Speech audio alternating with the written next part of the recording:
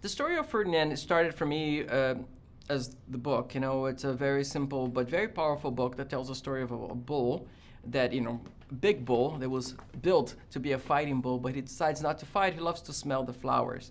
And that simplicity of the story has, for me, it captivated like a bigger message, that is stand up for who you believe you are and who you truly are.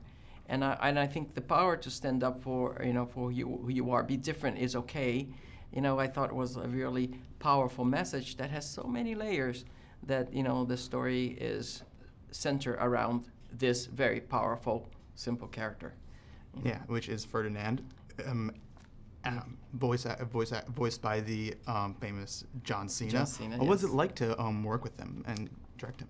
When we decided to choose John Cena as the voice of Ferdinand, for me it was kind of an incredible, exciting approach, because he, in a way, embodies Ferdinand. Like, he's also very big somehow, but also he's gentle. He has a very gentle heart, and then that's the character. And then I remember meeting him for the first time and just seeing him and talking to him, and it's like what you see on the outside is actually, is different from the inside, and the inside of him is like very much, like very gentle, very, very peaceful, very much like, super honest, and so it's that kind of, I wanted that truth, and then he brings that truth.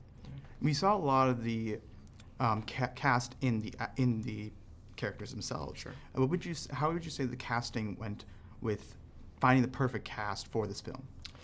Usually, to find the perfect cast is a process. We listen a lot to their voices or their participation in movies or TV shows. Like, we try to do a little bit of research, but we never know until we will start to record the character. And then with that energy of like getting the right voice with the right performance with the right character is really incredible. When that thing clicks, it really works great. That's what happened with John. That's what happened Kate McKinnon being the goat, Lupe the goat. Like, she really brought a very interesting and exciting personality to that character, which was like amazing to see. So in little by little, every character has its own, in a way, a personality, and they bring a lot to every, part of the movie.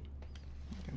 And just so as a person that's been, as a director that's worked with a lot of animated films, what is it for Ice Age movies and the Rio series, 1 and 2? What is it about animation that really pushes you into this field? I love.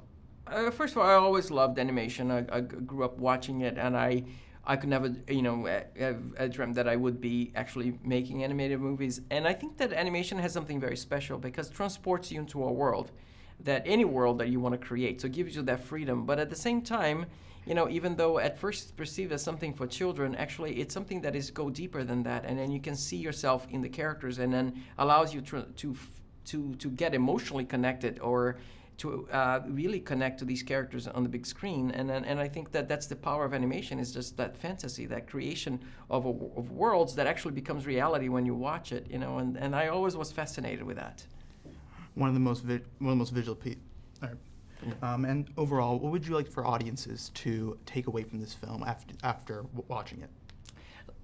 The movie has a lot of elements. It has a lot of action. There's comedy. It's colorful in a way. But I think that what the movie has, it's like a great amount of emotion. Like, I think when people come out of it, they will feel.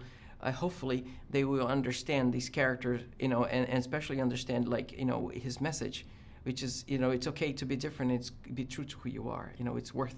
If that's the only fight worth fighting for, to be who you really are. And I think that that's really great that, if people walk out of the theater feeling that way, I think it's very powerful.